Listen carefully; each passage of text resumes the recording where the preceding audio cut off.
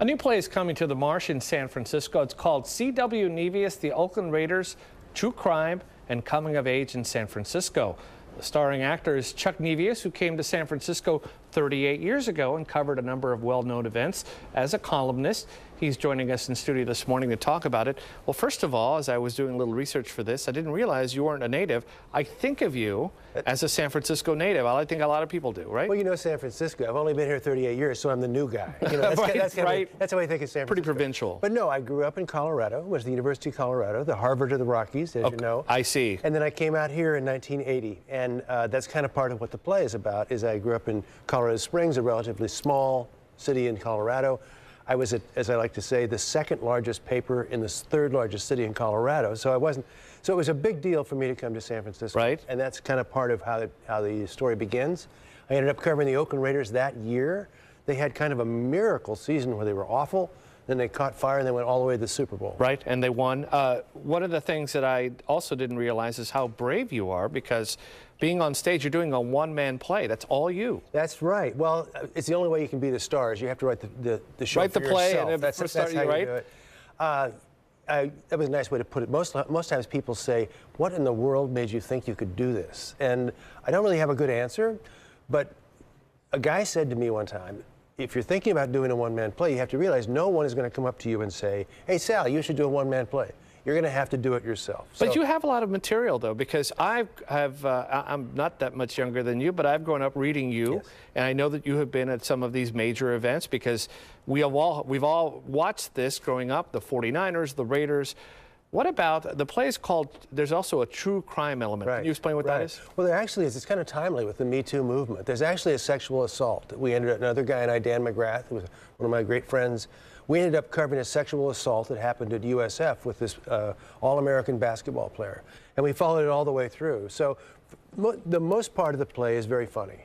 But there is this part that is actually very serious, and as I say, it fits right in with today. So that's a part of it, and also the part of kind of getting to know San Francisco and getting to know how I fit into San Francisco. So, well, okay, how do you see yourself fitting in? Because I know that when you were writing, you switched from sports and you started writing about, you know, some political issues. Yep. And when you write about politics in San Francisco, you basically might as well put a lightning rod on your head.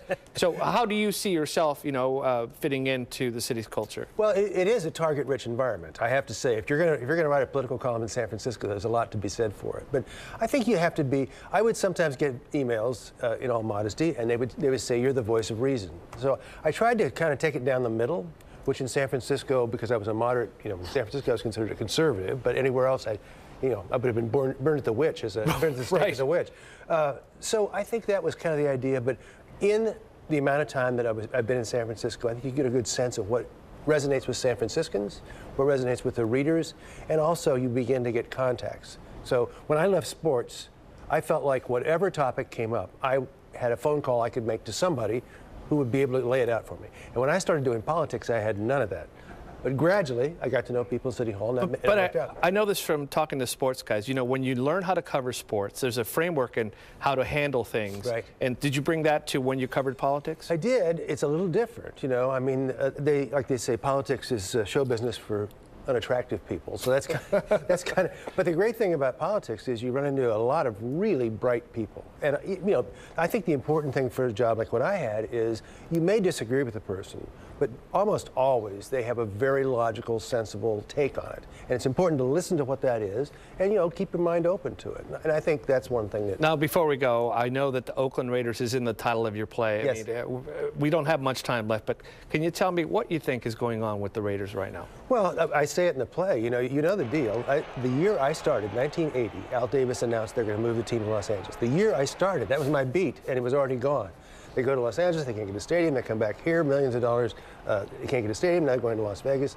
The fact is, this team has been screwing around with us for 40 years, and it's just tough, because the Oakland fans are the best. And it's a shame that they can't keep their team when they've devoted so much time, energy, and effort to it. Well, good luck on the play. Don't be scared now. You're going to be on stage all by yourself. No, opening night is Friday night, Friday and Saturday, and then for the next 5 weeks, unless I have a nervous breakdown, which is also a possibility. I think you'll be okay. The play is at the Marsh, as Chuck mentioned, from November 16th due December 15th. For more information on the play or to find out how to get tickets, we've posted a link on our website, ktvU.com, just under the web link section of our homepage. Chuck, Thanks. you've been coming in since Mornings on 2 began. Thanks for coming in. Well, thanks for having an unknown actor on. I appreciate it. All right. We'll be right back. Let's go to Gassia. Good luck to you, Chuck.